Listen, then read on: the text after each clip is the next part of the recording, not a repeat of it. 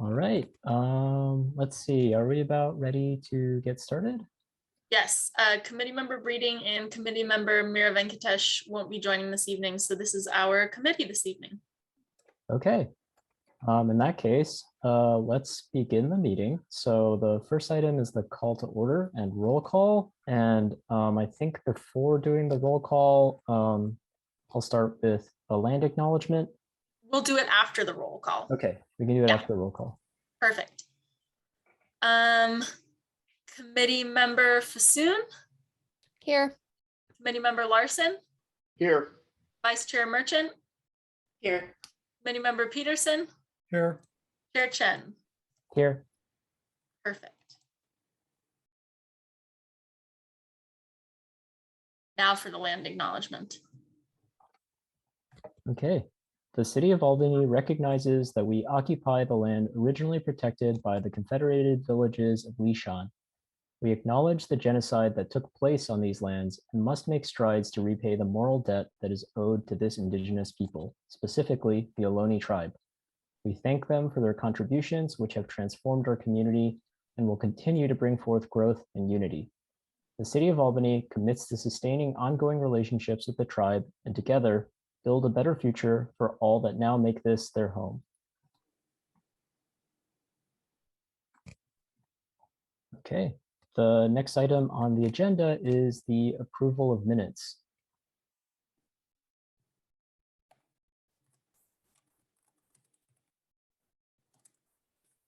Any comments or concerns on the minutes?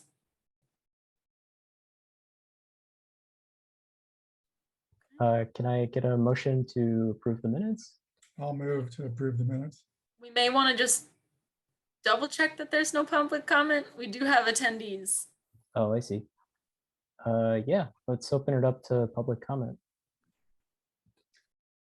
No hands? Oh, one hand.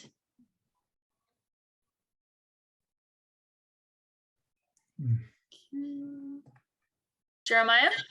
Yeah, is this public comment for items not on the agenda? Not yet. We're doing that next. This is for minutes. Okay, yeah, so I'll just wait for the next agenda item. Great. Okay, no other hands raised. So I'll move again to approve the minutes. Second. Okay, Lizzie, can we get a roll call vote? Yes. Committee member Fasoon? Yes. Committee member Larson? Yes. Vice Chair Merchant? Yes. Committee member Peterson? Yes. Chair Chen? Yes. Minutes approved. Great. Alrighty, the next item on the agenda is public comment. So for anybody who would like to address the committee on any item that's not on the agenda, this is your opportunity to do so. If you're on Zoom, please just raise your hand and we will call on you. We have one member of the public with their hand raised. Jeremiah? Thanks. A couple of things. I was wondering what kind of actions we're taking on, these masks and harmful to the wildlife. I did mention it probably like 6 months ago for we could start like a mask, the loophole that goes over your ear, when you take a mask off, just break it, like the 6-pack plastic things for cans. You could either cut those or break those so they don't go around like turtles or birds' necks or something. So I was wondering if we could just try to make an effort or at least make a sign and encourage people to break the strings on those, those little blue disposable masks. So at least they won't get caught on things. Another thing is at the Port of Oakland, what I started doing again is that on my lunch break, I take about 15-20 minutes of my lunch break and I drive around. Yeah, I know I'm driving around, but I'm going to trucks, semi trucks that are idling. And we have a 5-minute idle rule, but they're always breaking that rule. So they'll sit there and they'll idle for an hour. And that's not good. So I'll go around and I'll ask everybody to turn off their engines. And all these truck drivers, they turn off their engines. So I can get about a couple hundred trucks to turn off their engines. I did that today. So I know, I mean, at least I'm making a little difference, doing what I can. So that's what I'm doing. Other than that, thank you for responding to my email. I appreciate it. You guys are really smart, and I just want to say thanks for responding to my email and putting time and effort to that. Really appreciate that. Also, the city, I was wondering, I know we're working on this whole yard maintenance equipment, whether it be a lawnmower or a weed whacker. It's supposed to be electric because of the emissions, right? The 2-cycle or 2-stroke or something isn't smog regulated. So I was wondering, are there incentives to that? Can you turn in your old equipment and get a discount on electric yard equipment?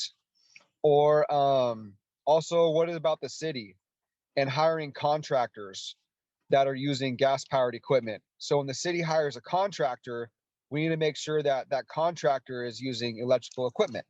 Please, thanks.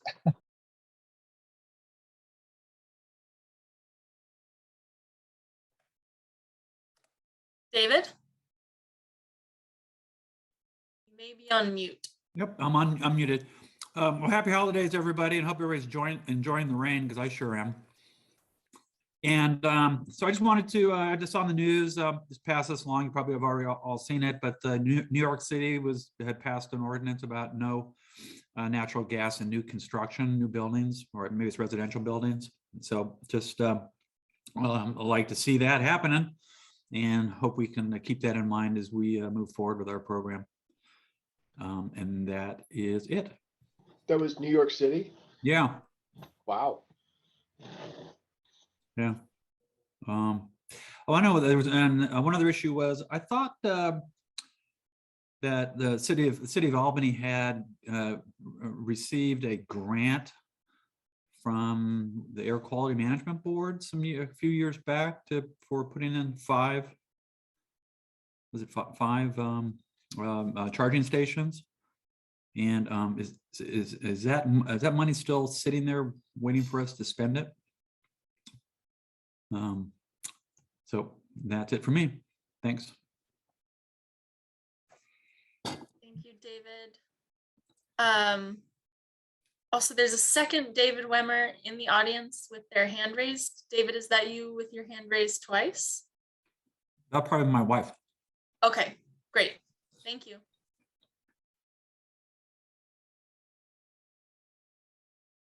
Next speaker.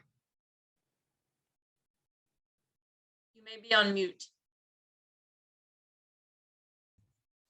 Okay, can you hear me now? Yes.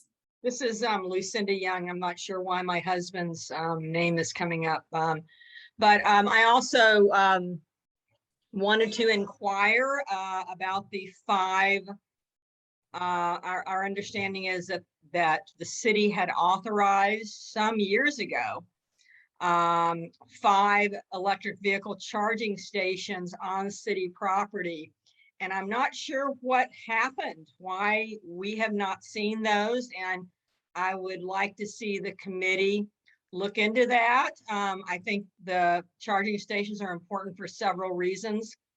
People in multifamily housing units don't have ready access to charging stations, and that's a major hurdle to them buying electric vehicles. I've even had this conversation with someone in Albany who is is an apartment dweller. And second, when people are traveling, I'm an electric vehicle owner, and I frequently charge on at city halls and various city properties. It's usually it's always a level 2 charger. and it's very low cost compared to commercial charging stations. A few months ago, I was in Livermore and had some things going on, and I charged at Livermore's charging station. And I mean, I couldn't help but think, geez, even Livermore has charging stations on city property. Why doesn't Albany have them?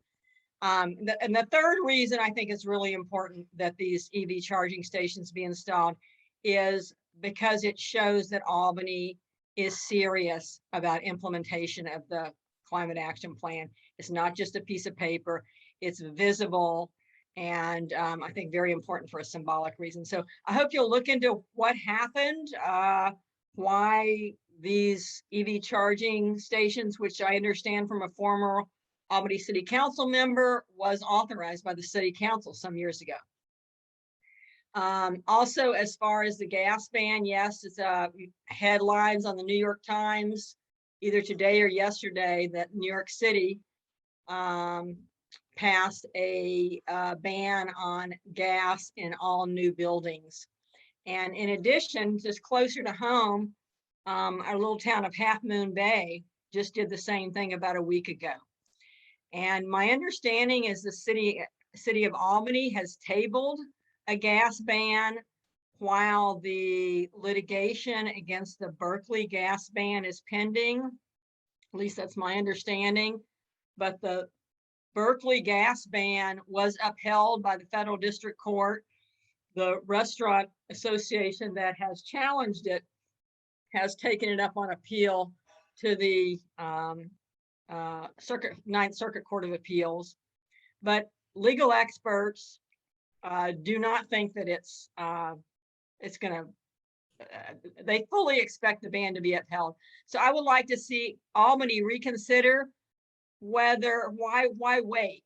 In the meantime, new buildings are being constructed with all gas. So anyway, that's it. Thank you very much for your work.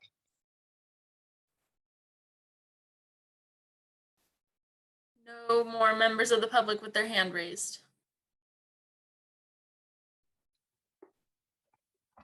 All right. In that case, the next item on the agenda is announcements. So we'll start with item 4-1, sustainability events and resources. Committee member Peterson. Yeah, actually, on public comment, do we have the chance to maybe make a reply or a request of staff from these, or how do we address these? We're technically not supposed to, but if this is about the EV charger thing, I'll say we can look into it and come back to the committee when we have a better answer. But we're not really supposed to engage in dialogue during this section of the agenda. Yeah, I'm just thinking since two members did bring that up, it'd be good to get some follow-up on that. Otherwise, I can put it forward at future business.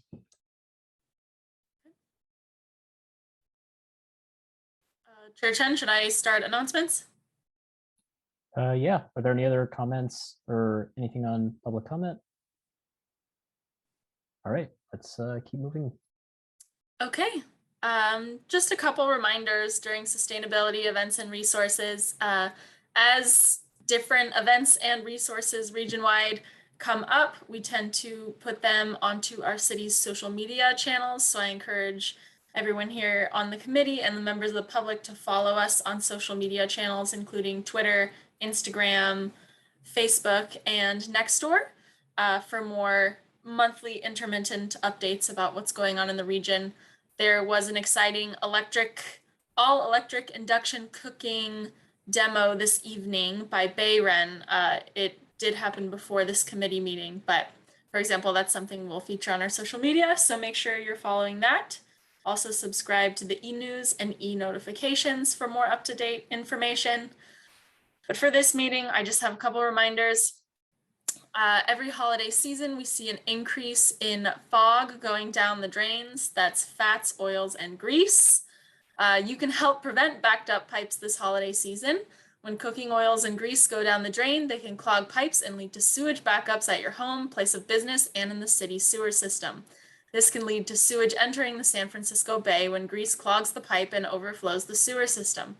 Please keep our pipes and our bay clean by properly disposing of cooking oil and grease. Berkeley and El Cerrito recycling centers accept larger amounts of residential oil and grease for recycling. For at-home recycling, pour cooled fog into a sturdy paper container like a cardboard box or egg carton. Absorb remaining fog by wiping greasy pans and with a paper towel, and place the items in your green organics cart so that they can be composted. There's more holiday recycling tips and reminders available at albanyca.org/recycle. And if you have tricky items as you're cleaning through things or receiving gifts you maybe don't want, go to stopwaste.org and use the resource tool to figure out the best next use for the item, such as donation, repair, or recycling. That's all I have for sustainability events and resources. Our next update is on EBCE. I'm going to read the blurb we've been promoting so that everyone's on the same page. Let's see. In June 2021, the Albany City Council voted to set the default electricity option for Albany customers to EBCE's Renewable 100 service starting in January 2022. Furthering the goals of the Climate Action and Adaptation Plan and signaling Albany's commitment to curbing global climate change. Renewable 100 costs an additional 1 cent per kilowatt hour above PG&E rates. EBCE also offers their Bright Choice service, which is priced 1% below PG&E rates and is approximately 5% more renewable than PG&E. Customers who prefer to power their home or business with Bright Choice are welcome to do so by visiting ebce.org/Albany. To learn more about your electric service choices, please visit ebce.org/compare-plans-residential or ebce.org/compare-plans-business. For all this information, you can visit ebce.org/Albany. That is our EBCE update. As a reminder, there was a request for staff to bring an update on opt-out and opt-down numbers to the committee at a future date. It is likely that we will have that information readily available by February or March timeframe. So expect an update not in January because we probably won't have an accurate picture, but in February or March. Next up, we have update on recent council action taken on climate action related matters. I'll pass it to Michelle first for an update on green building. Thanks, Lizzie. Yeah, so you might remember that a few months ago, I brought an update to our green building resolution that added some energy efficiency requirements for mid and high rise buildings. And that was passed by the council in the beginning of December unanimously. So that was great. And I just today sent that application to the Energy Commission. So that will go into effect once it's approved by the Energy Commission.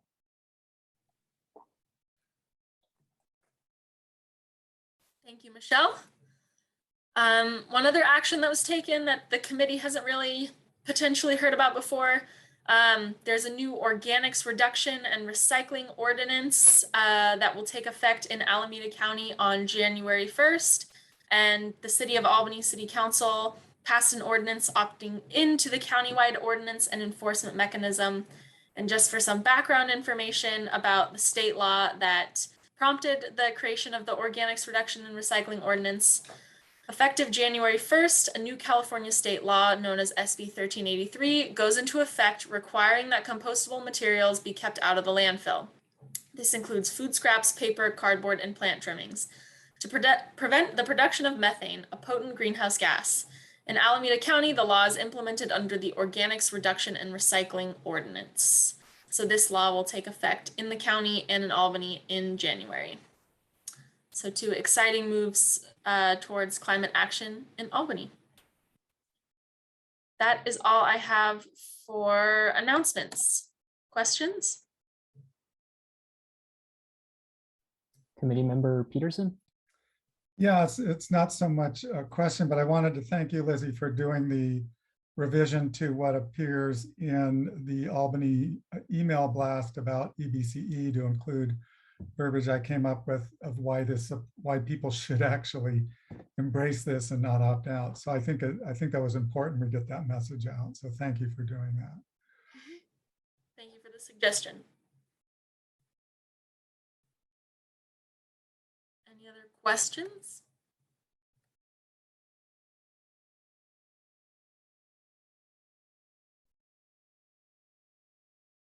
Back to you, Chair Chen.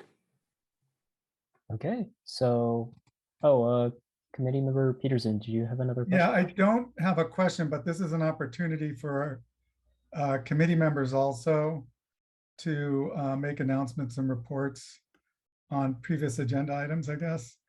This is somewhat previous, but I wanted to let everyone know that, I also do work with the Albany Unified School District as a member of the Environmental Action Planning Committee that advises the school board. And on a subcommittee for solar power, a group of us put together an RFQ that went out, and we interviewed 3 consultants and got an selected one and got a proposal for professional services, consulting services for the district to pursue solar power. And at the school board meeting last night, they approved moving forward with that contract, which is very exciting. So I think that's a good win for Albany.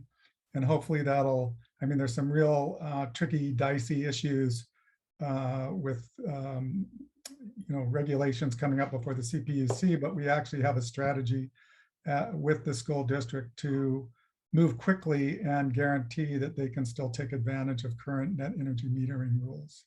So I just wanted everyone to know that there are things at the district level that are happening.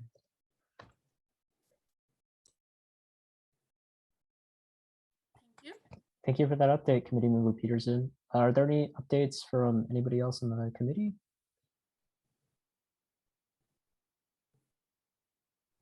Okie doke. Moving along, we do not have any presentations under Oh, agenda. we should make a call for public comment on announcements. Oh, sorry. Can we get No a worries. can we get a call for public comment on announcements? Okay, we have one member of the public. I do not know which David Wemmer this is, but I'm going to allow the first one to talk. I think that your computer will tell you if it's you. David? You may be on mute if you're speaking. Yes, hi, this is Lucinda. I had a question about the new law that Albany has, California law that just passed requiring composting, and what kind of enforcement, and does Albany have, how is that being enforced, and what is Albany going to be doing, if anything, to enforce it?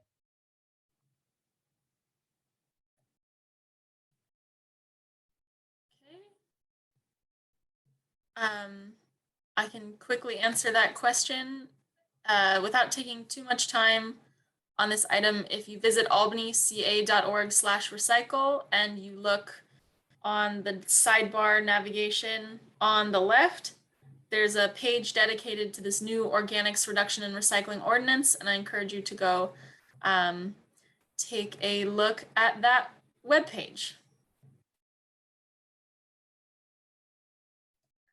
Currently don't see any other members of the public with their hands raised.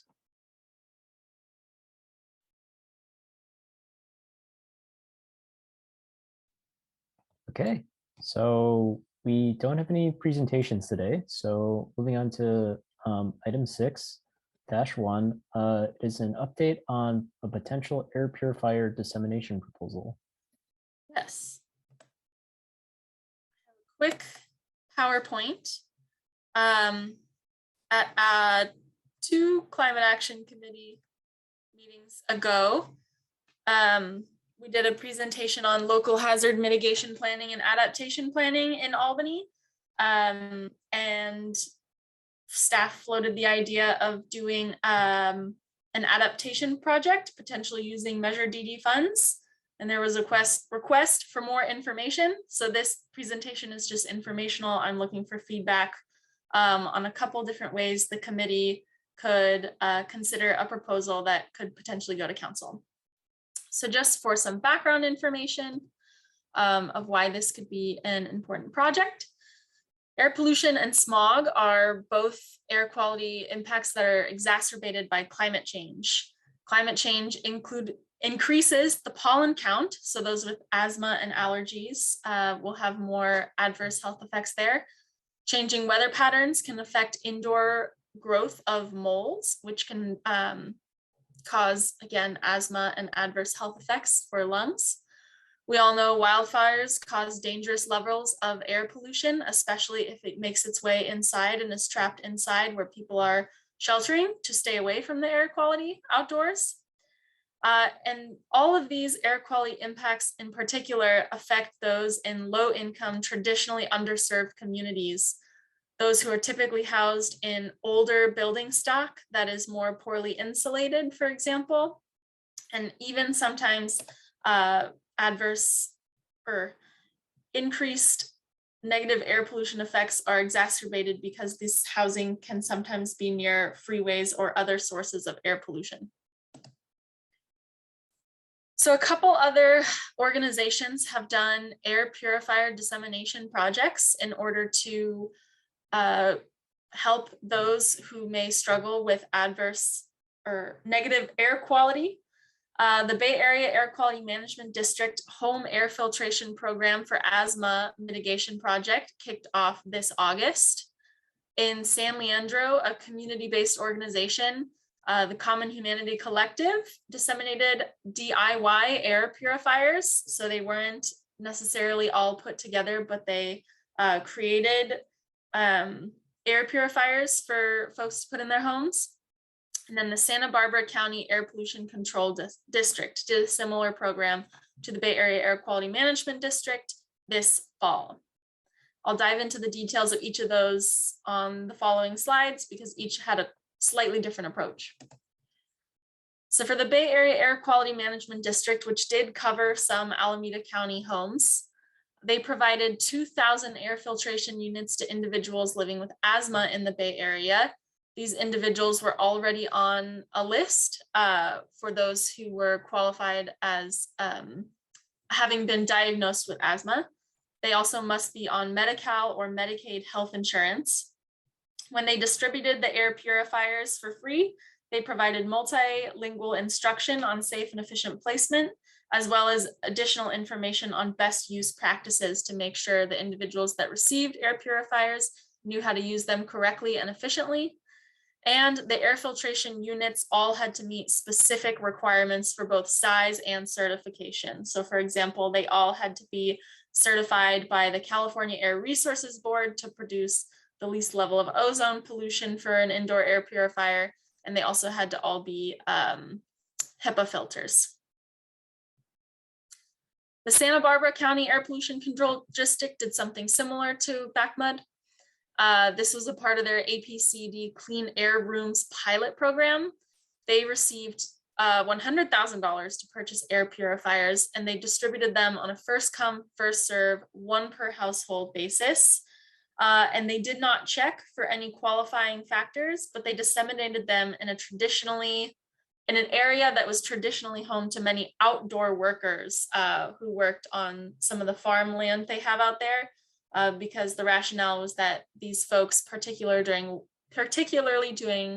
during wildfire season, have increased exposure to wildfire smoke and then also increased exposure to poor air quality at home.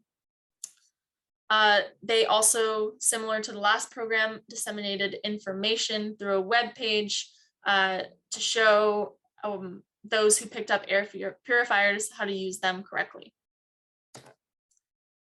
And in San Leandro, the community-based organization Common Humanity Collective, they distributed DIY air filters. So they put them together. Basically, they took standard fans and then they used different components to turn them into air purifiers. The funding and materials were all from donations. This was not affiliated with or funded by the city. And they also did not check for low income status, but did disseminate them in traditionally underserved areas and areas determined to be in need due to census data. I think all three programs are extremely effective, but they all took a slightly different approach. So Staff's proposal for next steps is for the committee to take a closer look at all three of these different strategies for disseminating air filters and provide feedback back to us to let us know what kind of a program you think we should develop. We will further research best practices and look into appropriate air purifier units and how to disseminate them. We'll finalize the project scope, and then at a future CAC meeting, the CAC, if it so wishes, may recommend that the council allocate funding towards an air purifier dissemination project. Those are all the slides I have, and at this time I can take any questions from the committee.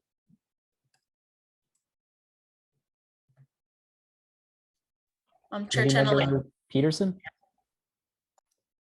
Yeah, so that's great. This all seems to be really focused on people with medical needs. So I think part of this should be a demographic check with Albany residents to see what amount of, where these people are and what the need is. I'm sure there's some there, but I would just like to get an idea of what, what we're looking at and the amount of people will be looking to provide this for. I think it's a great idea, but we're a little blind on that. So I would recommend putting some effort into that.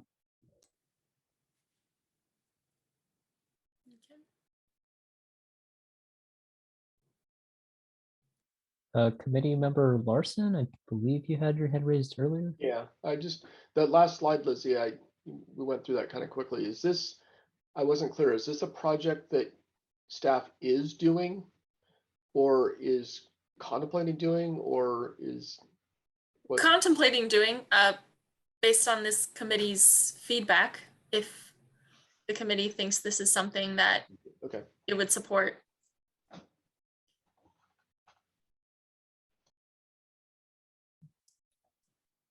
Vice Chair Merchant?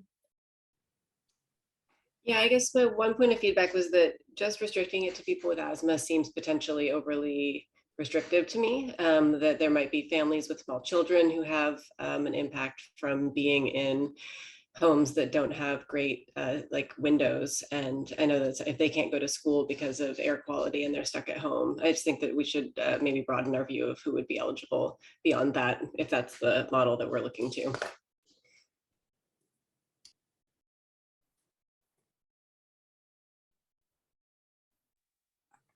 And I had a couple of questions, Lizzie. So specifically on the Santa Barbara program, you mentioned that there was 100K in funding. Was that through a grant or was the source of the funding? And then I'm curious what the impact of that was. It sounds like the Bay Area Air Quality District provided around 2,000 air filtration units. I'm kind of curious how far that went with $100,000.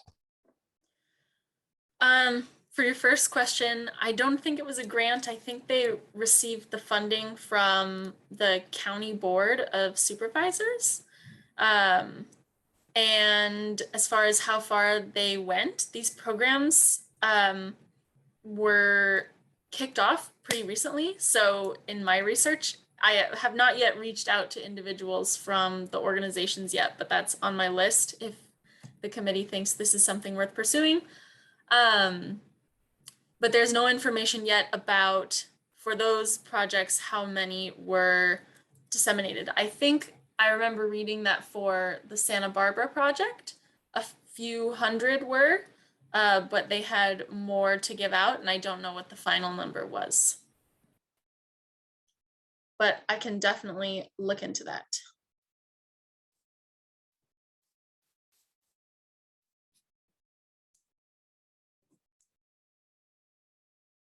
Any other questions? Committee Member Larson? I just was wondering about how this particular project was determined to be bubbled up to the level of proposing for funding and staff resources. I mean, it's a great program, but there's a ton of things that we're not doing out of the climate action plan. So I'm just wondering how this particular one was chosen to bubble up so quickly. A couple months ago, staff gave a presentation on local hazard mitigation planning and adaptation planning. And at the end, floated a couple ideas of what we could use funding for in order to address adaptation. And I suggested that a couple other communities had done this kind of equity and adaptation project, and that I could bring back a more in-depth analysis of what that might look like.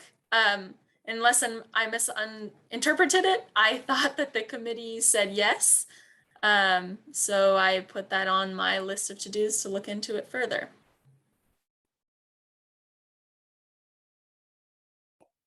Member Peterson? Yeah, and I think that's totally reasonable, but I kind of get what Eric's going at. And this isn't a criticism, it's just part of, again, this need to have a sort of overarching plan that we know how we have limited resources, limited staff time, limited time period, only 10 meetings per year, 10, maybe 11. So although this is, you say, if we think it's worthwhile, well, worthwhile is a really broad category. Of course it's worthwhile, but is it the most pressing need? Is it the most pressing need for DD funds? And I encourage a better understanding of how many people in Albany this will be beneficial to. Not that they're not important people or whatever, but it's hard to evaluate it. When we first started out after establishing the new cap, we had to winnow down and do priorities, and we established these key priorities, of which we're moving on several initiatives for that. But there's still, like Eric says, there's a lot of other things to do on what we need to focus on. I do find we suffer from not having sort of a better grasp of what effort needs to be done to bring about significant change to the major milestones that we're working towards. And it feels a little bit random, a little bit like scattershot, having things come up, especially when they're outside the designated 3 critical priority areas that we already established. So I understand how an idea may have come up, and it's being brought forward, but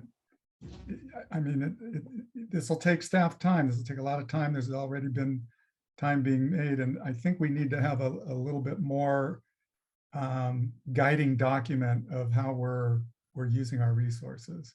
And I'll bring that up on future topics. And I think we can put a lot of good energy into that. But it's worthwhile.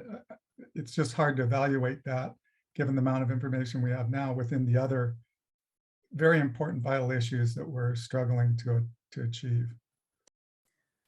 I note that we're kind of getting into discussion, so we should open it up to public comment. But before we do, I just want to respond and say, I do think this is within the scope of the committee's work plan. There's an item under 3B, develop a community climate disaster resilience plan to address increased hot weather and air quality events.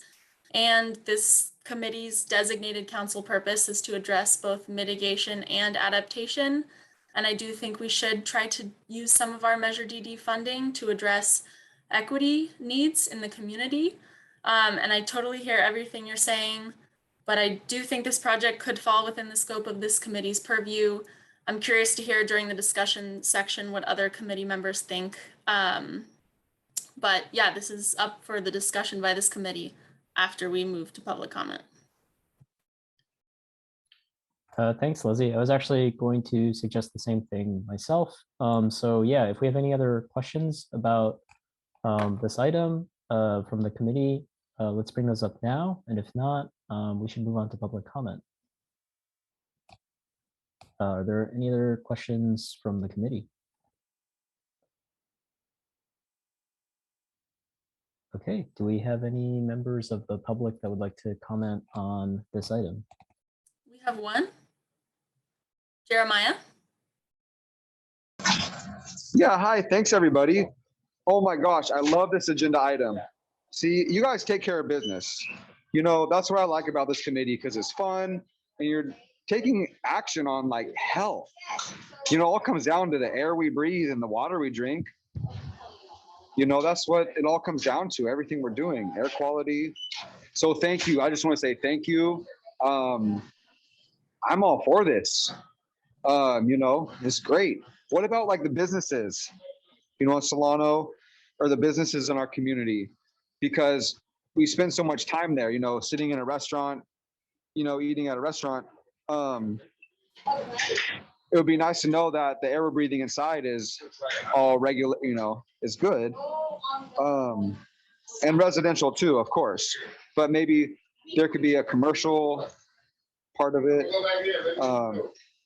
But yeah, I mean, I agree, you know, it could be more than people with just asthma, you know, with other breathing things. This is good for everybody. So hopefully we can get this eventually for all the residents, because it'd be nice to, you know, have the air filtered in the home. In case there's a fire, a biological hazard outside, if the Chevron refinery, you know, catches on fire, it'd be nice to know that maybe your windows could seal and everything is, you know, regulated. So keep up the good work. Thank you.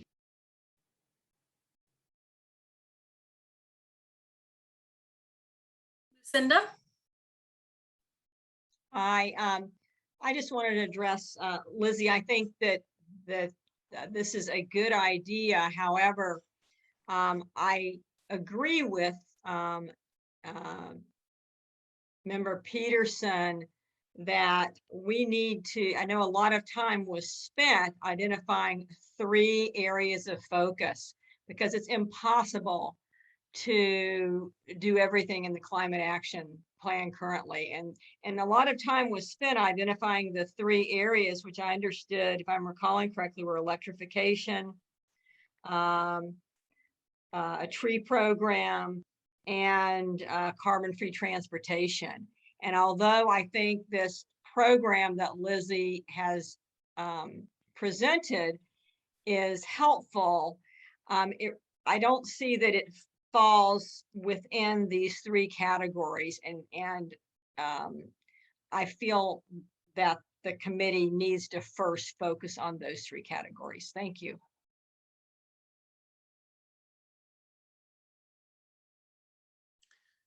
I don't see any other members of the public with their hand raised.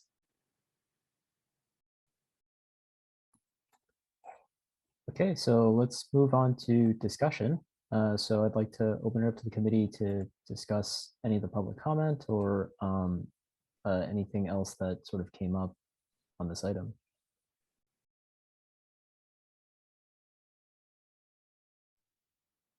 I guess one thing that I can start with, I believe that Lizzie sort of made this point, but something that I was thinking about during this presentation was that we had a council approved work plan several months ago.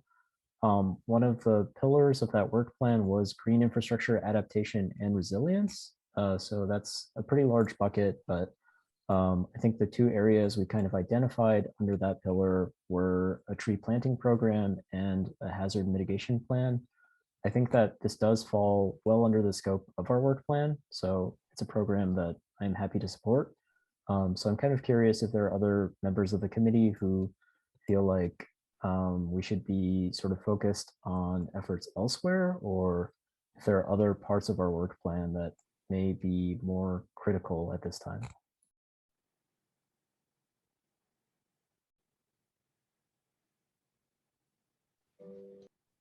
Vice Chair Merchant? I will just agree with both you and Lizzie said, that this seems like something that it just seems like it's going to be a pretty low expenditure of Measure DD funds, and something that provides that addresses issues of equity in our community in terms of disaster preparedness. So just given that I can't imagine this isn't going to be a $20,000 expenditure, it's probably just going to be a few $1,000s, and it seems like the visibility and the impact of it could be really important to some members of our community. So I would also support it.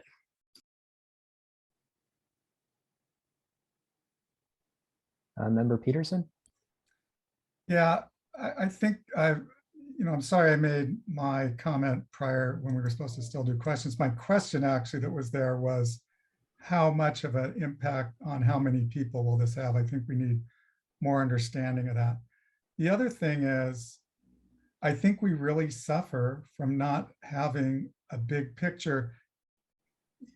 staff time is so valuable. You can only spend so much time. We get so little done that it's going to be very important. If you want an equity issue, just non-polluting transportation for people in rental housing is way more significant than this, probably affects way more people. And I guess I get a bit frustrated. I don't want to, it's not like I don't care about people with asthma. It's just we got so much to do and so little time with so little resources. I want to see us be able to be more organized around where we put that time and resources. And I think we spent a lot of time coming up with the priorities. I would say this is great if you can wrap it up by the next meeting and we're done. That's great. And if you only spend 10% of your time on it, that's great. But we have no idea about any of this. And I just feel we need to get our hands around the effort that we're trying to do rather than just chipping off little pieces and floating them along. So I just feel very strongly about that. So I think it's great. There are a lot of great ideas. We could probably all come up with a couple hundred great ideas, but we've tried to prioritize around things that will make significant impact on the very short 5 to 6 year amount of time we have to implement real meaningful change and get the ball moving in Albany. So I want to hear more about how much this will take, what number of people will be impacted, what number of them are underserved.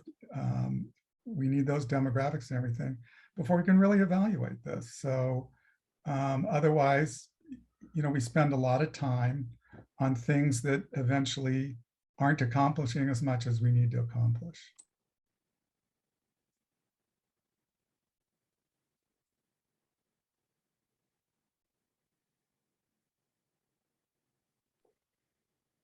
Any other comments from anyone in the committee?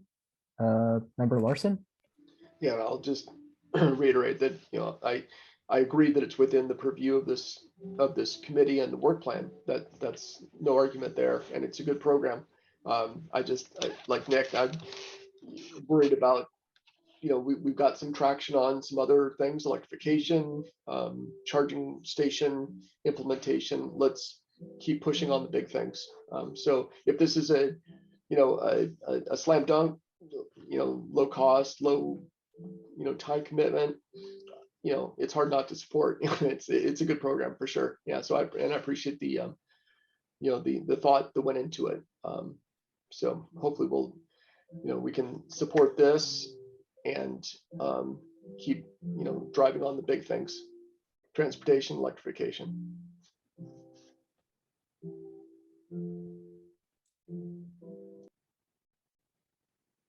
So I guess I'm hearing yes.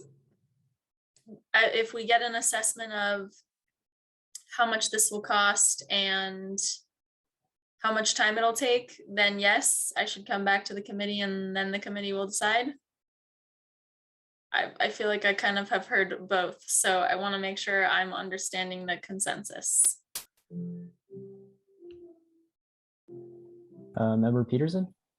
Yeah, I think you hit the nail on the head. If you can come back with that info, it'll certainly be easier for me to be more supportive. Thank you.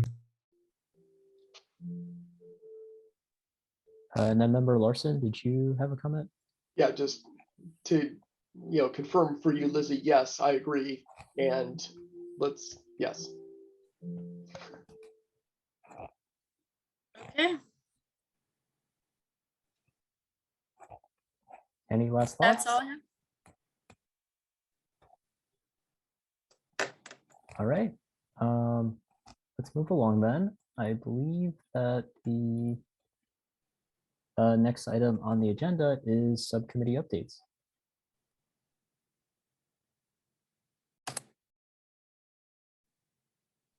So I guess going down the list, the first subcommittee listed here is the point of sale electrification mandate subcommittee. Do we have any updates from that subcommittee? Yeah, I can do that.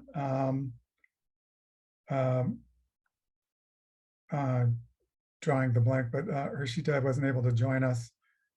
So I'll do the presentation on that. So as just to do a little recap, we had a presentation from North Lenox with house grades, which had a proposal of coming up with a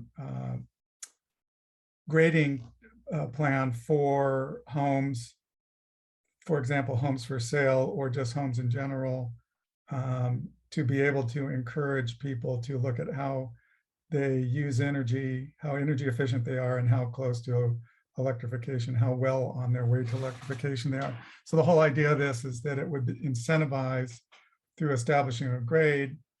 It would first incentivize people to do more to improve the grade, and that also there would be services provided to put people in touch with information and resources to make those upgrades. And historically, the Climate Action Committee, back when it was the Sustainability Committee, was investigating an actual ordinance, a building energy efficiency disclosure ordinance, or BETO, that would require people selling homes to actually go through an energy grade.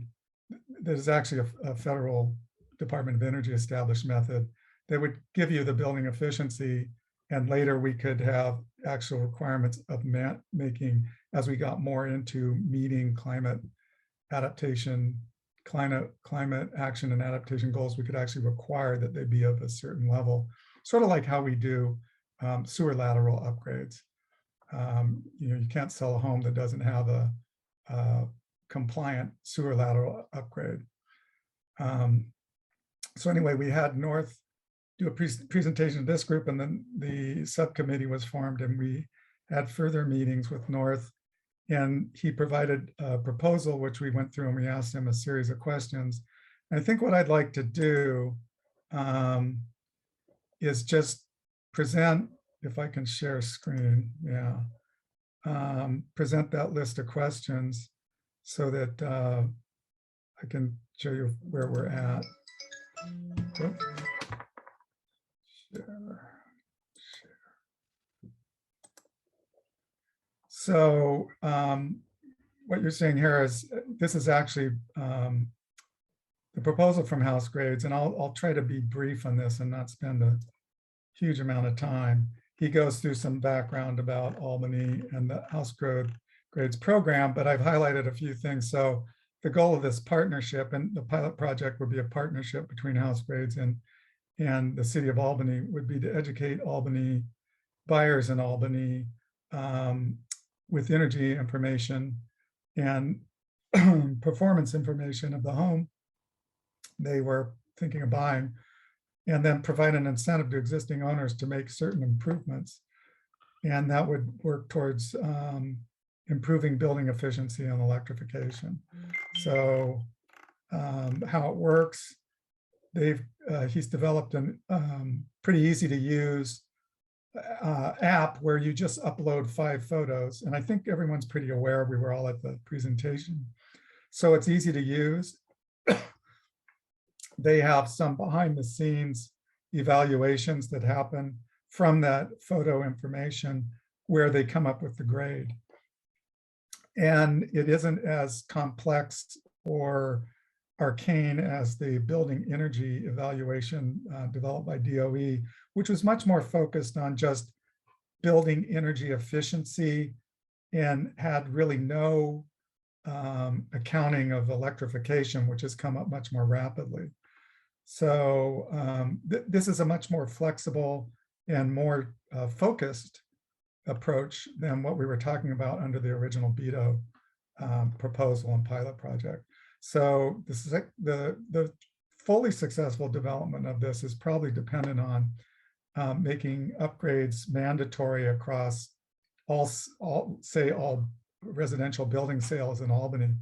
And that would happen with an ordinance. So that's kind of, we don't want to do that step, or it'd be very difficult to do that step. I think we get a lot of blowback from industry players and just the public in general. So the idea of the pilot project is we can kind of model this and move forward on a trial basis, try to get people to volunteer. Some of the business model and cost backgrounds on this are that there's this proposed fee, and this is when it's in place. This is not the pilot, so it's a little confusing, but I'll get to the pilot cost later. And I frankly have some more questions on this for him. But anyway, it would be about $80 per household, and the fee would either be paid by the people wanting to put their house up, or the city could cover it out of their funds if they didn't want to incur this small cost onto the seller. Turnover in houses is about 125 a year. So that cost for implementing the mandatory program would be about 10,000 per year. And then he has a bit of a summary down here. There's a database that gets built that he would charge a subscription to, which would come to 12,000 a year, 1,000 a month. That's something that we could say we wanted to do, or we wouldn't, depending on how valuable the data, which would be the performance of these houses that were reviewed, is to us as far as keeping track of that.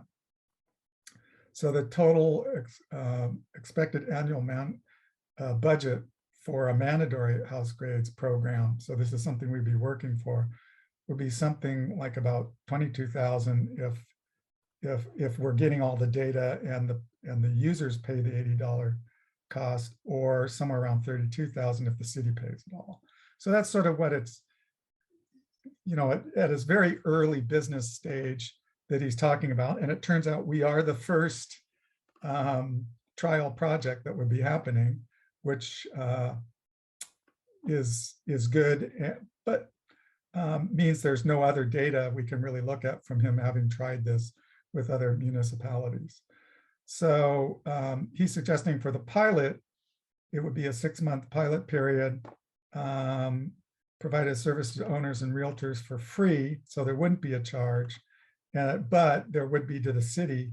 So he's saying it would be somewhere, if there were, depending 20 to 50, it'd be 6,000 to 15,000 to do the pilot project, where he broke it down as $300 per house. So that kind of brings up, I think he's sort of trying to cover it, as he put it. He's not making money off this. They're just trying to recoup their efforts just at sort of a direct cost level. So we asked him some questions, and these get really back and forth. I'll just give the simple answers. So one question was, it seemed, at least from my point of view, they take these pictures, and if certain things exist, you get these grades. And some of the grades seemed to be high for the minimal amount of the work that was happening. So I was concerned that there wasn't a locked-in way that this would always work, and there wasn't an ability to make it more restrictive or flexible or require more later as people started to adapt to it more. And the short answer is yes. Yes, it can be adapted. So that's good. How our condominium is a townhouse address, unlike the home energy score, it works just the same for them. They can be scored the same way. So you can get you can get a score for a condo, whereas with the home energy score, it was a lot harder to do that. You had to look at things that got so complicated, it pretty much failed to provide a score. Could not for sale homes be rated, including the system? Yes, anything can. So that was the short answer on that. The grading system is, depending on how we wanted to implement it, my thoughts was to put it in as a point of sale working towards a point of sale requirement. So then we had a question about what support work would house grades do to convince and train real estate people.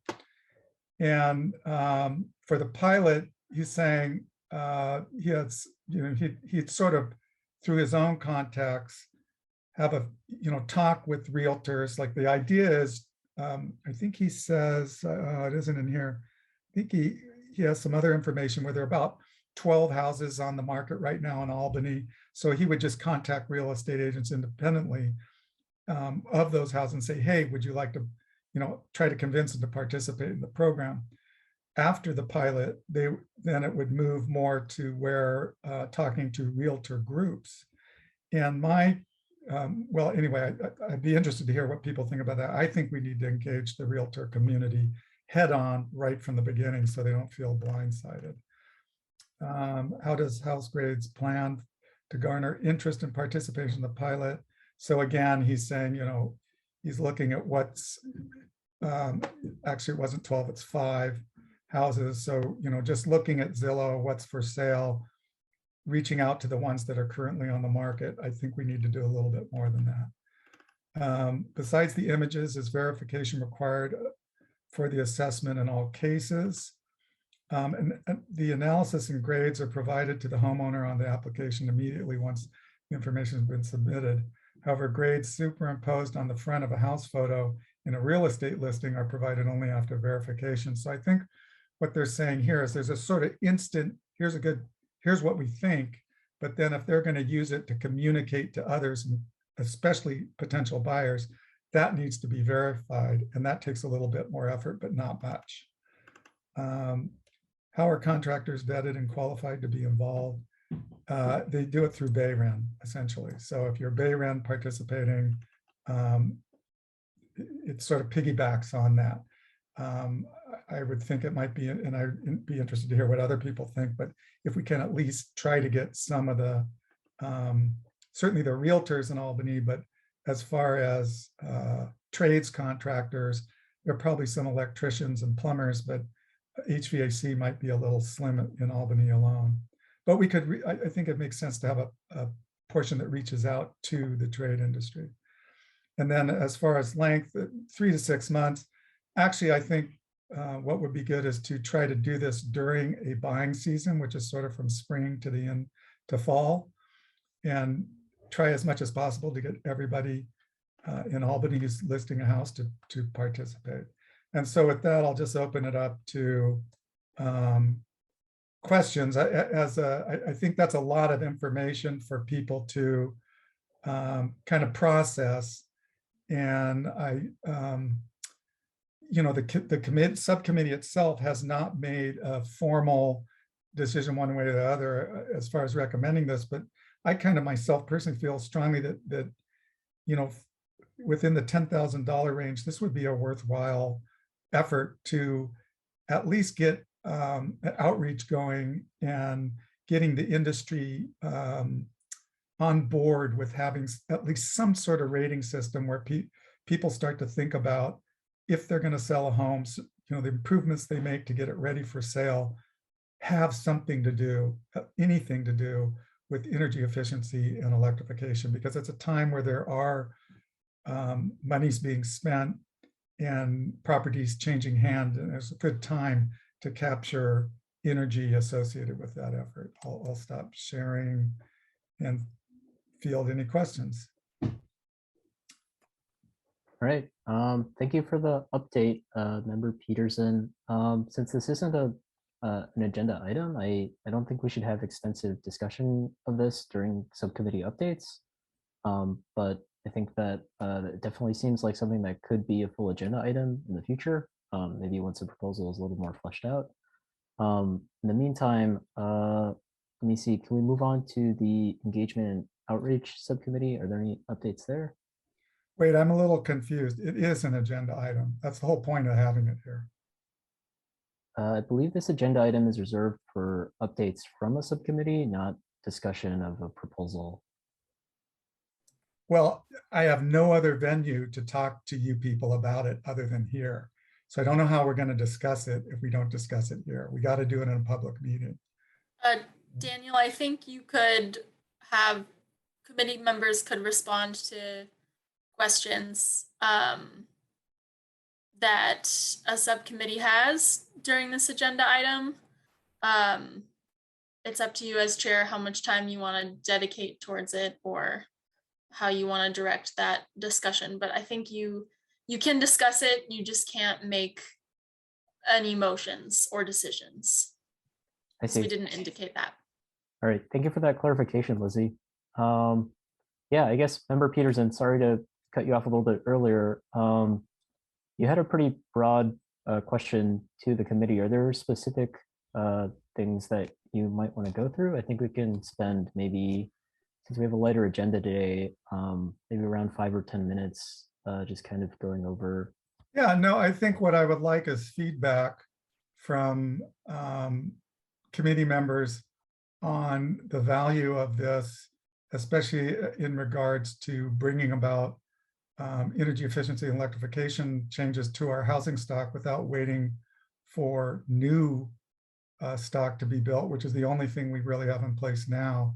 This would actually affect homes transferring ownership and has the potential to impact more buildings than just, construction is going to do, especially since we haven't really done huge amount of impact on major remodel type construction. I mean, there's minor things, but there isn't full electrification. So it's also an educational thing to get people more understanding that electrification is a critical issue. So I just, if people aren't interested, I'd like to know that too, or if people think this is not worthy of effort, that would be fine. I don't want to spend time on things that people don't feel are worthwhile, but I'd like to make the case.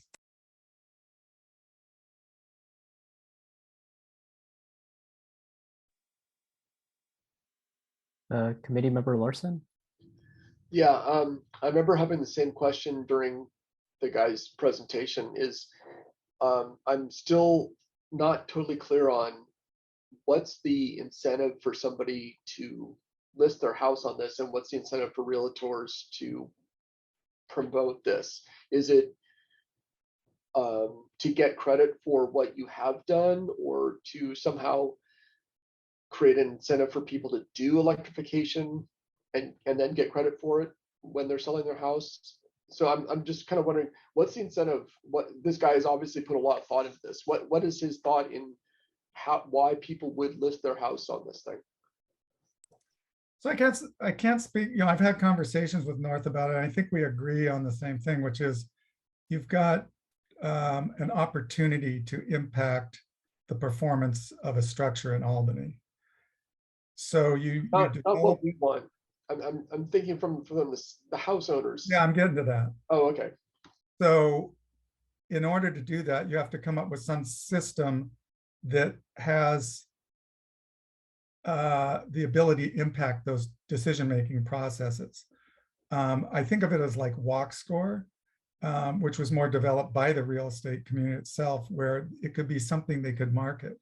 So the idea would be to put this forward. You have people spending major financial resources on purchasing properties in Albany now, pushing $2 million a home. And I think they're going to be significantly interested from the buyer's point of view that they get something that's of a certain performance level. So I think real estate agents are mindful of this. They're also mindful that these changes have to come about if they have anything of a social conscience.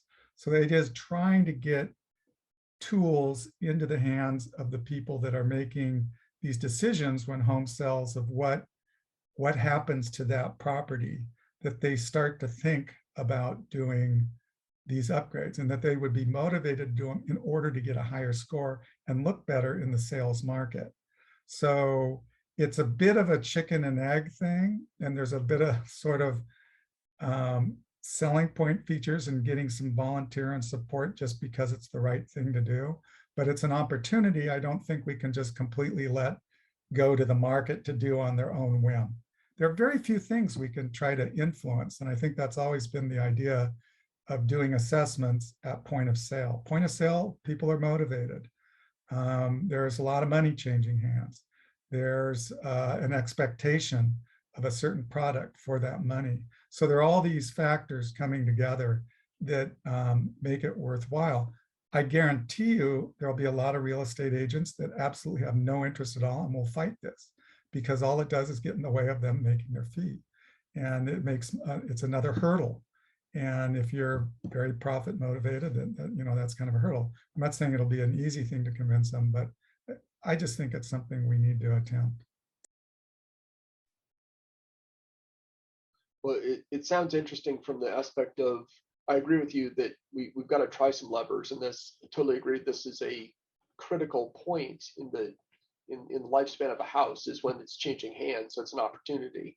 So I guess it's worth trying to get involved in the conversation with realtors and sellers and buyers to see if this would work. So sounds interesting that way. Not totally convinced that this is going to work, but anyway. Nothing ventured, nothing gained, right? Exactly, you're right. Yeah.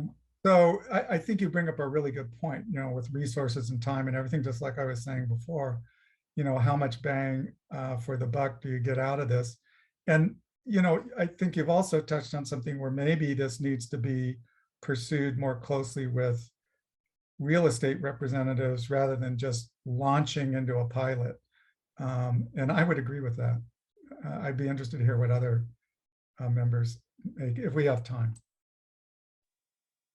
I'll offer one quick piece of feedback. I think in general, something that this committee is pretty uniquely positioned to put forward is something like a point of sale electrification mandate.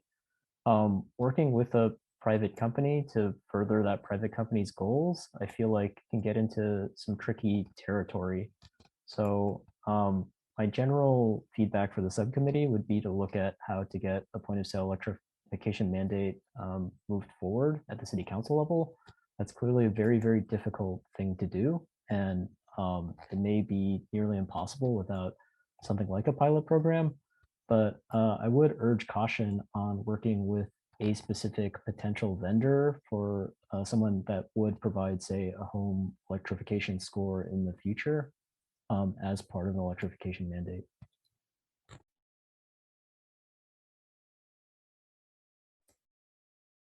Yeah, that's an interesting point. Is the concern of being tied and not having control over cost issues, or, I mean, we're strapped. We can't have staff develop this and pursue it. We don't have enough in-house smarts or staff to do it. So it seems like it makes sense to work with a third party like we did with the Carbon Free Albany, is done by a separate entity and is built on their platform. So do you feel that those risks can be mitigated, or they're just too big? I'm less concerned about the risk of working with a specific vendor, and I think the risk is more along the lines of sort of the cart leading the horse, or I'm not sure if that's the saying.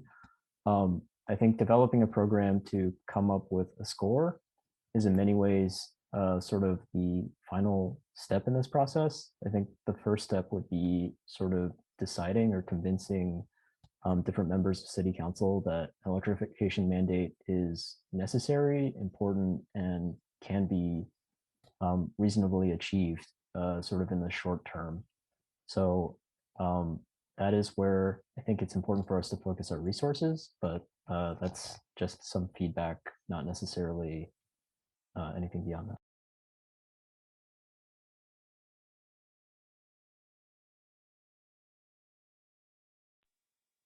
Anything else on this particular subcommittee update?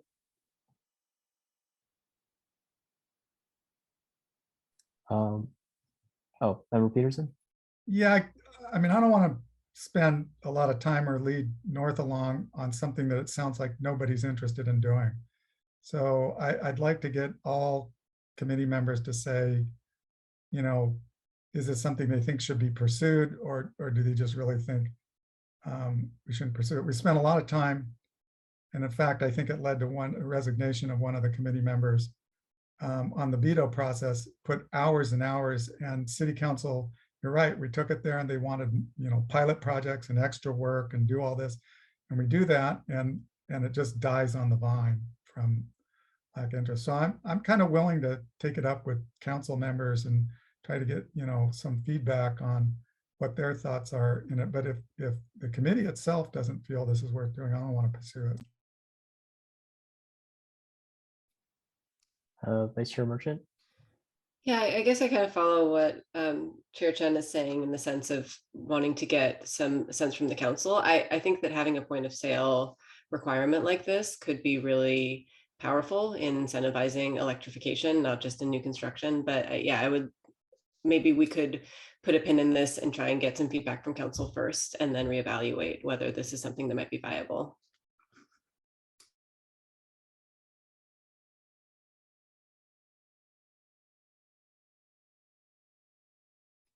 Member Peterson, did that sort of address your question?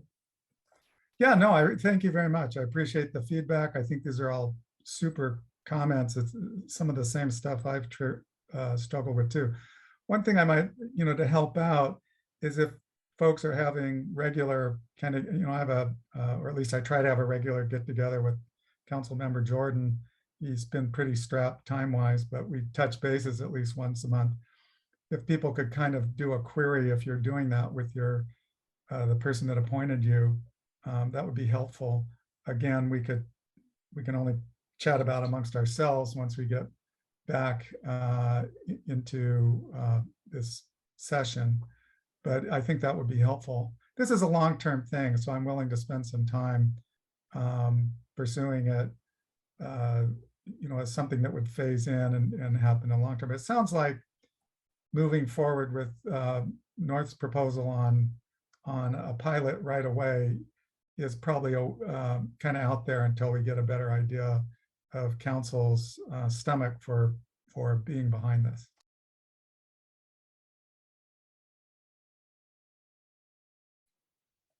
Yeah, so as always, I'd urge everyone to consider compliance with the Brown Act. Don't discuss anything with members of City Council that may become matters of public interest. But yeah, I think sort of, that was a really useful subcommittee update. In the interest of time, I would like to move on to other subcommittee updates. Member Peterson, maybe last thought? Yeah, I didn't quite understand how the Brown Act, I think you can have a discussion with your appointing city council member about. Oh yeah, I think where it would get tricky is if we got into a situation where you were directly or indirectly sort of counting votes before an issue is officially proposed. So I'd be very I careful don't about think I any could situation that actually would come up like that. Yeah. So yeah, just as always, I wanted to remind everyone we are bound by the terms of the Brown Act. Yeah, I don't think that anybody here was suggesting that we violate the Brown Act in any way, but yeah, it's just, it can always become sort of a tricky issue for potential items that may come up in the future. Right. So in order for this not to die on the vine again because of the Brown Act, I cannot go to every council member and talk to them. That would violate the Brown Act. But individually, we can talk to the person that appointed us and kind of get their sense on this. That's just a meeting with one other person. That's not, as long as it doesn't everybody starts talking amongst one another. I would like some guidance on that, because if you're saying we can't talk to anyone, then I'm just going to stop this now. I'm not going to spend any more time on it. I think, Daniel, if I might, I think what I hear you saying, and correctly so, if every committee member here this evening goes to their individual council member and says, what do you think of this? And then all the members of this committee get back together and say, my council member said this, my council member said this, that would be a violation of the Brown Act. We can't let other council members know how other council members feel about different voting, or how they would vote on something outside of a public meeting. That's known as a daisy chain violation of the Brown Act. But if we come back and discuss that in a public meeting. No, because they wouldn't be in that public meeting. Okay, so we can't, so it sounds like we can't talk to our appointing council member at all. You can talk to your appointed council member or the council member that appointed you. Everyone. But I can't share that information with anybody, so what's the point? It's just, that's why we can't do a lot of back channel communication. I think this is something we'd have to think through, how to figure out how the council would feel about this, with making sure that we are not violating the Brown Act. It's a bit of a puzzle. Yeah, well, it sounds like it's impossible to me, because you're saying if we talk about it, come back and then say, hey, it sounds pretty good from my point of view, we violated the Brown Act. So I guess the best way to do it is to literally take it and present it to the city council as an item. So maybe what we need to do is say, well, let's go check with the city council in a public meeting I'm more than willing to make a motion that we bring this idea to the city council to see if they're interested in having us pursue it. I think before we make a motion, we should agendize this item for the January agenda, and maybe you bring the proposal that would go to council, and at that time, the committee would make a motion. So just so I'm clear, having it in this discussion section update is not agendized. We have to get it into discussion and possible action. If we're making a decision on it, we should dedicate its own item to it and put. Yeah, okay, well, I can we put this on for our next meeting as well, do I have to make a motion for that, or? we're not- No, you can get the consensus of your fellow committee members, though, if the fellow committee members feel that this is something they would also like to put on the agenda. Yeah, okay, I put that question out then. Can we get it on the agenda for a decision to take it to the city council, at least find out if they would be supportive of it? Member Larson? I would say yes, definitely. That conversation. It sounded like, I mean, I was thinking, oh boy, okay, well, let's just go right to the city council. So I would say yes, let's get it on the January agenda. Okay. We do have another agenda item for future agenda items, but yeah, I guess for the subcommittee update, I would be interested in seeing specifically a point of sale electrification mandate, maybe not anything sort of tied to house grades in particular, but yeah, I would be interested in a proposal on that.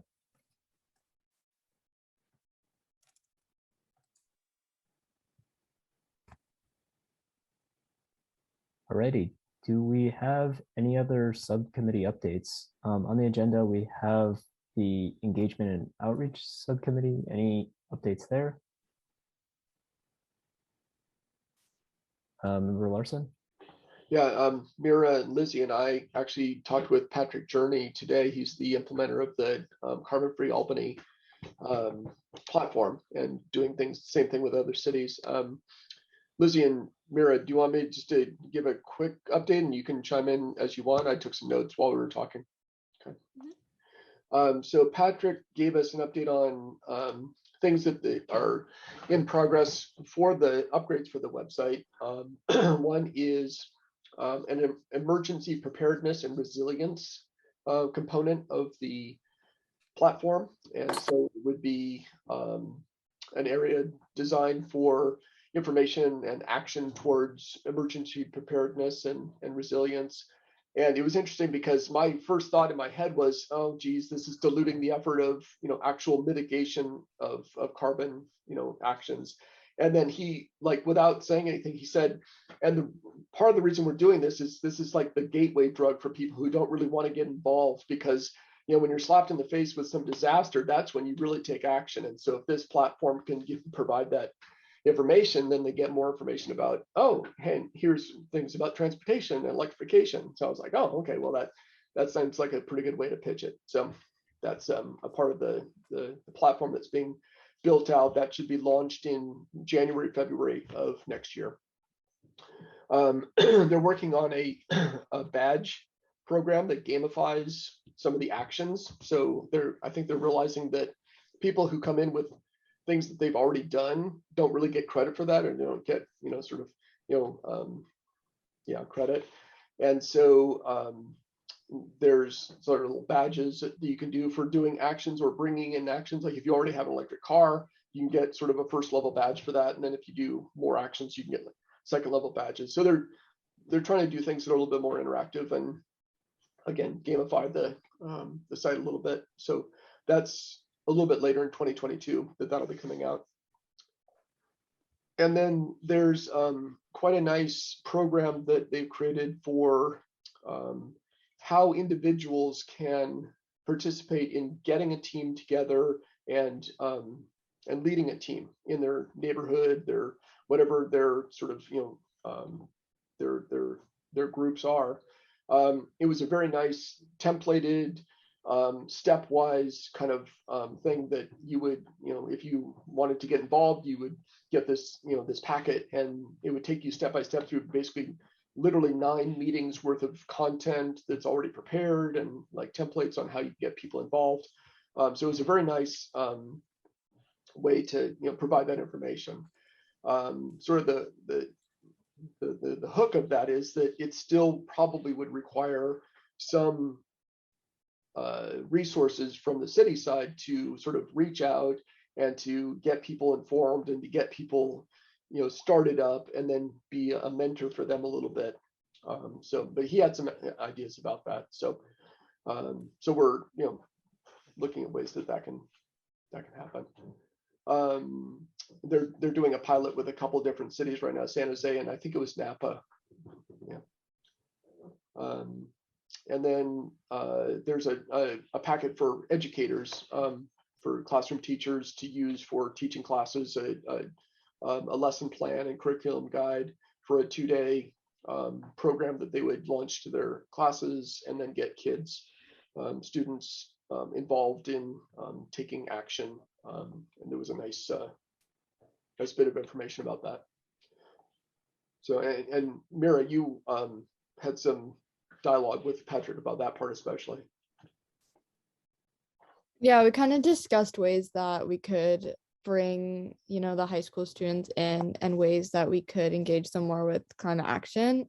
He showed a really great plan, and I think all of his ideas were really well thought out, and it was a really interesting meeting getting to see all of his visioning, especially bringing the educators in at the high school. So I think it was a really good plan that could be really helpful.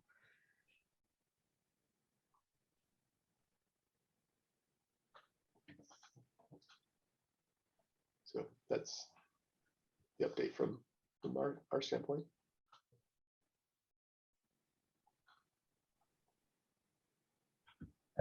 Any comments from anyone else on the committee?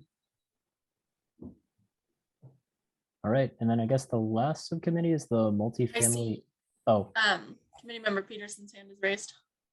sorry, Member Peterson. Yeah, sorry, I thought you were asking if anyone in Eric's subcommittee had any more things to say. I actually have contact with the fellow who brought that platform to Napa County. And, I'm part of a community resilience group for North Bay area.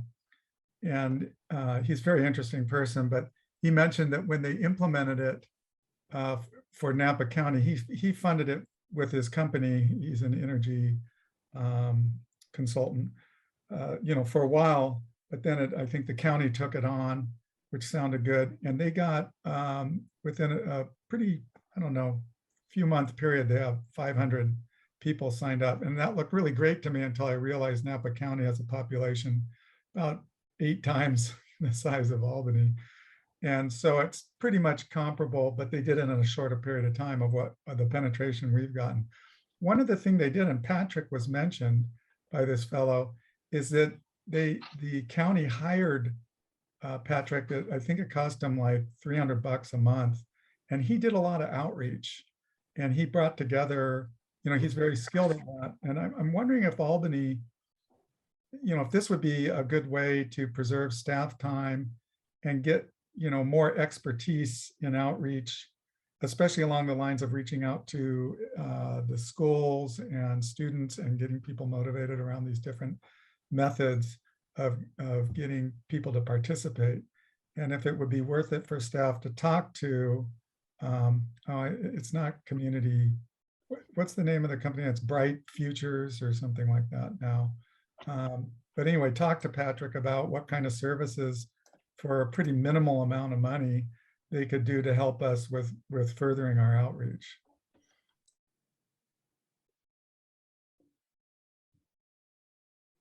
We can look into that.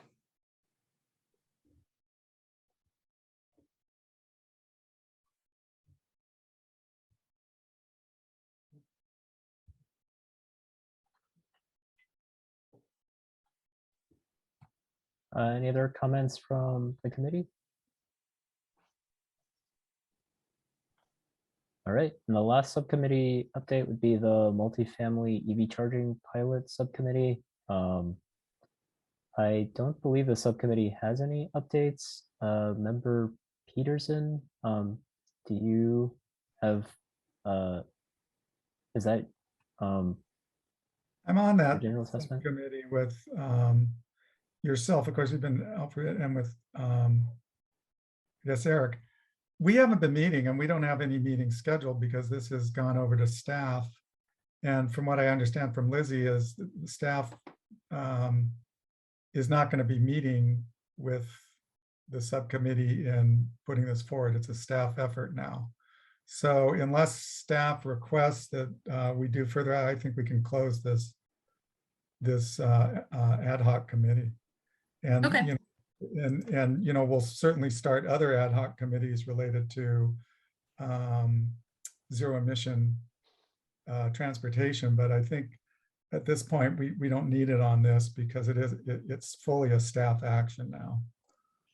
And I mean, I think staff has decided they will update us as they see necessary. I mean, it would be nice to know kind of what's happening with that, but I think in deference to how staff manages their time, I think they usually like to have a formal report together and then would do that to us. And I think the last time we talked about it, we got an update on their strategy and we'll probably in early 2022 hear some more.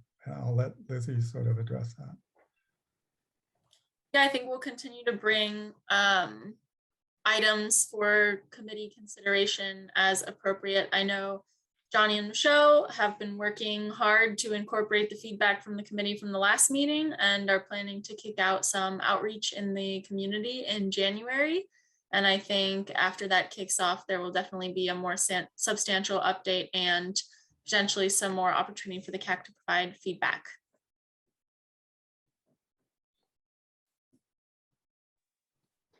Sounds good. I guess Member Peterson, I'll let Eric go first. Member Larson.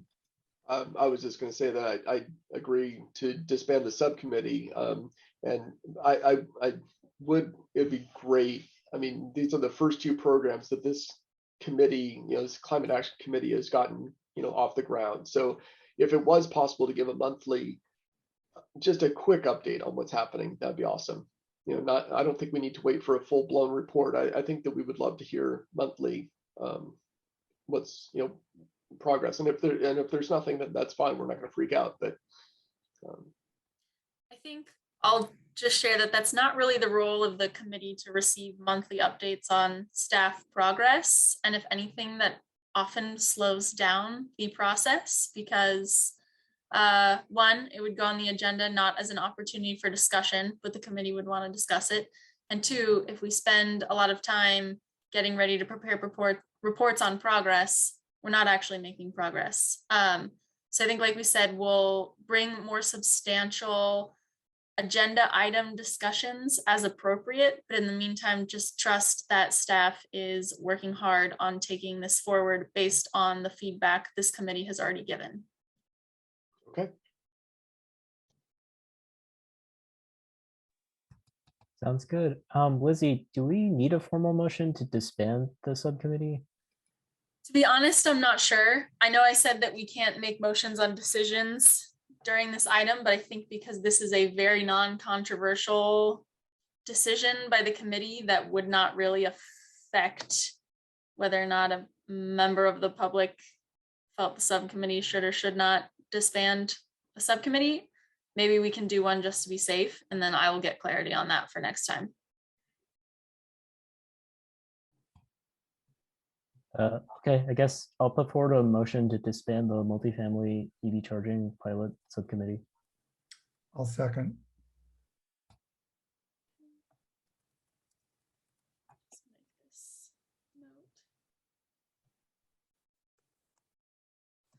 Okay, committee member Fasoon, Aye.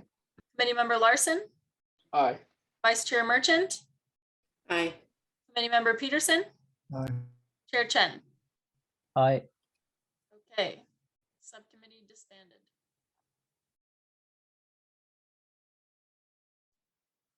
Member Peterson?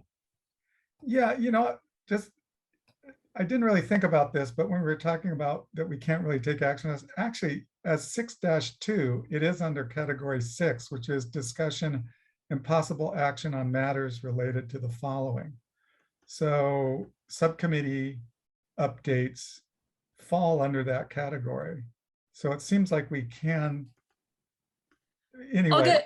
I'll get clarity. I'm thinking just to the intent of the Brown Act, which is that if someone were to view this agenda before this meeting and say, these are the things the committee is clearly making decisions on, and if Yeah. you're deciding whether or not you want to attend and you decide not to, because you don't think the committee is going to make a decision to propose something to be funded by council, I just think it's that intent of, we want to make sure it's very clear what kind of decisions will be made if it's going to impact the community so that they can attend to have but their I don't voice think- heard. I don't think anything could be more clear than being under the category that says discussion and possible action on matters related to the following.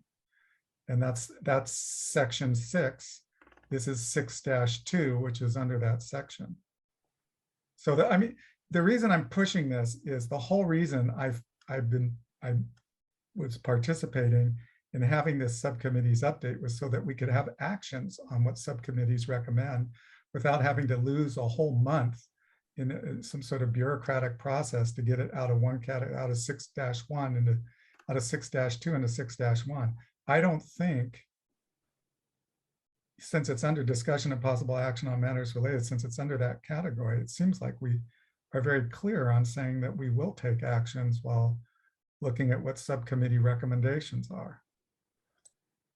I can get clarity on that for the purposes of moving forward tonight. If you would like to go back to the first subcommittee report and take action, we can take a motion, and then if I find out that this is not something we can decide, we can come back in a month, or we can just do what we were originally preparing to do and put it on the January agenda and get a motion at that time under its own agenda item where it's clear we'll be making a decision on that item.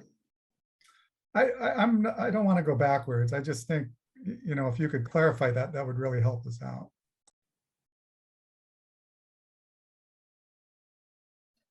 All right. We do have a hand raised from a member of the public. Do we want to move to public comment? We can do that. Jeremiah? Oh, thank you. I was just gonna say that for the students, you were mentioning ways to like get the high school students involved in climate action. I remember when I went to Albany High School, I graduated in 2001. You know, we had clubs. I remember I was in the math club and I think the snowboarding club or something for fun. But I was wondering, maybe, you know, the students, if they want to, they can create, you know, a climate action club or like a green club, you know, or something like that, that maybe the students could join and get involved and then put it on their college resume that they were in a climate action club, things like that. And then the club could do, you know, participate in local events. The club could, you know, do short cleanup or, you know, pick up litter or something. I don't know. It's just an idea. I was throwing it out there, just ways to get more students involved. That's all. Thanks.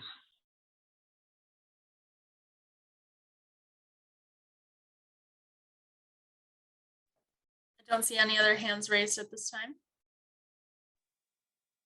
All right. So I think that's everything under subcommittee updates. So the next item on the agenda is future agenda items. I know earlier in this meeting, we've had a couple. So now would be a good time to raise those for future discussion.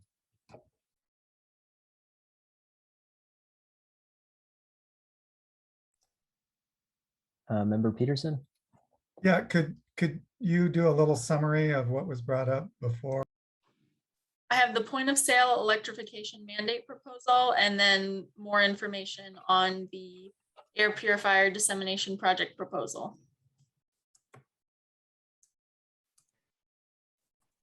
Member Larson? There was the item of past decisions on charging stations in the city and what the status of, or what previous decisions were made. Mhm.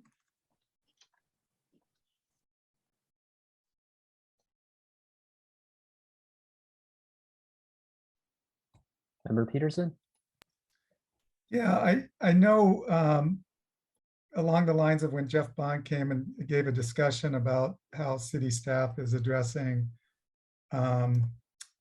the climate action adaptation plan, which was very informative, but was a bit opaque on sort of an overall how we're progressing and strategy. And to respond to some earlier comments from the public about how it'd be nice for them to understand where the city is, what's being done, what's planned, what the milestones are. You know, looking at the climate action and adaptation plan is more sort of a wish list and not an implementation strategy. So I think if we could all put our heads together and have a way of coming up with something that is, and I think this would also go to address what Eric had requested, that when we do have initiatives coming along, there'd be like a dashboard where you could go and see the status. And even if the status isn't changing a lot, you know, we can see where we are. We know when it's going to finish. We know what it's potentially going to accomplish, how to build on that. And I just think there becomes more of a understood strategy on how the climate plan is being implemented. I've seen examples of this on the City of Richmond site where they have a dashboard. And what's actually interesting is they're not keeping it up to date. And I think to some degree that gives a bit of a flag up that there's more effort needed, which is not wrong. I mean, if we need to understand the degree of effort, which I kind of visualize as huge, and be able to confront that and understand how we're going to deal with it, and know kind of where we're going and when we need to be where we're going by what time and how to achieve that. So anyway, I would call it an implementation strategy and status approach. Can respond. Yeah, absolutely. I think what we've been doing the last 2 years is providing annual updates on actions we've taken and where we are with those actions and how they correspond with the actions defined in the climate action and adaptation plan. That annual update, to be completely frank, probably takes us 4 to 5 hours to put together. And that's quite a bit of staff time. That's about the amount of time it would take us to put together a project on air purifier dissemination. And cities that do monthly reporting, I think are putting in staff time in order to monthly report that then is not staff time being put into implementation. And to flag what you said about Richmond, I do not think that's an indication of where their efforts are. I think that's an indication that they don't have staff time allocated towards updating their CAP dashboard at this time. I have not looked at it, but that would be my assumption. I think that if we were to provide monthly updates, one, that's not really the committee's role to get monthly updates on what staff is working on beyond, like I said, us bringing updates when we need feedback, because it's the committee's role to provide that feedback for projects. But if we're getting down to the details of what we've worked on every single month, I think it would create a lot of stress. It wouldn't be all that productive, and it would take more time than it's probably worth. This is just me speaking candidly. But I think I would like to encourage this committee to trust that the staff who are working on CAP implementation at the city level, we do this because we feel passionate about it and we are working very hard to do it. And I think there needs to be a little bit of trust there that we are working on implementing our climate action and adaptation plan.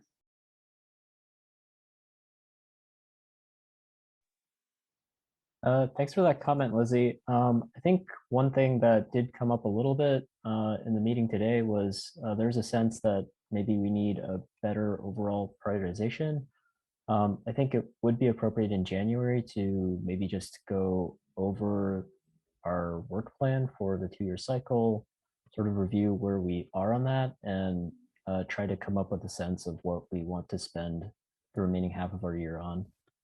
So I would love to have that in the agenda. I think that's a good idea. You know, I guess I need to apologize. It sounds like you took that very personally, Lizzie, and that's not how I meant it at all. I know everyone's working hard. I know everyone's trying and is passionate. That is not what I'm questioning. I am not trying to micromanage. I just feel right now I have no comprehension of how we are going to achieve the overall climate adaptation action and adaptation plan. I get questions all the time from people with organizations I'm in that says, gee, if we're going to electrify the entire city, we need to be replacing at least, 50 units in homes every month for the next 5 years. And, how are you going to make this happen? I have no idea. So, I just think we need to, all of us, have a better understanding of what efforts needed, because I have this very, for everyone's very well intentioned, but I think we need, we need to find a way to ramp up our actions. I just want to have a better understanding of how we're doing this. Not that I don't think it's happening. It's just, I don't understand how, our strategy is very basic right now. We took 3 things, we made them a priority, other things sort of come up as they come up. And we certainly look back and see what we've accomplished, but I don't get any sense of how does that get us to 70% reduction in 8 years, which is actually now, due to the science, woefully inadequate. So I just was suggesting we have a bit more understanding of how the process should go forward. And I think it would help us in our prioritization too. But anyway, I apologize if it was offensive. I didn't mean to personally say people aren't doing their job. I see people working hard all the time. I mean, I think we all are. I just think we need some more clarity on how we're going to get to where we're supposed to get. And if I can speak again, I don't know that we have all the answers, to be completely honest. I think we're doing everything that we can in Albany.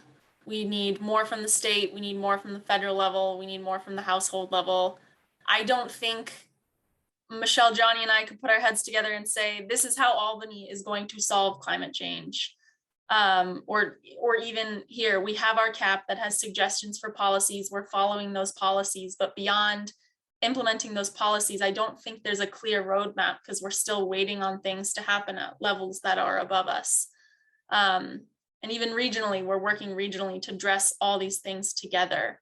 So we can try our best to come up with a perfect roadmap, but I don't think that perfect roadmap, not all of the spots are in place right now for us to define that.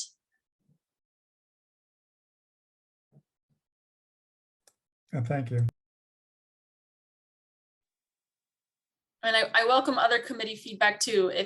If the committee feels like we're missing something and you have suggestions, let us know. But I think I'm not quite sure how we would do that. Yeah, I don't know if any of the discussion that I've heard tonight really relates to missing anything. I just get the general sense that maybe there isn't a clear prioritization. So I feel like that is something that we should try to adjust in an update on the work plan or something similar to that in the next meeting. But yeah, I guess, are there any other agenda items that anyone has heard about either in public comment or would just like to propose for the next meeting?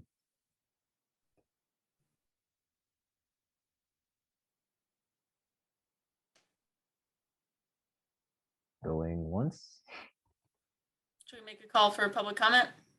Oh, yeah, let's do that.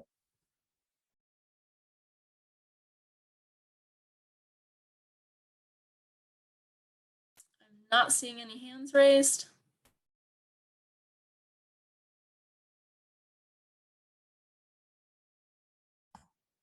All right. Well, that's the last item on our agenda. So the next meeting is on January 19th, I believe.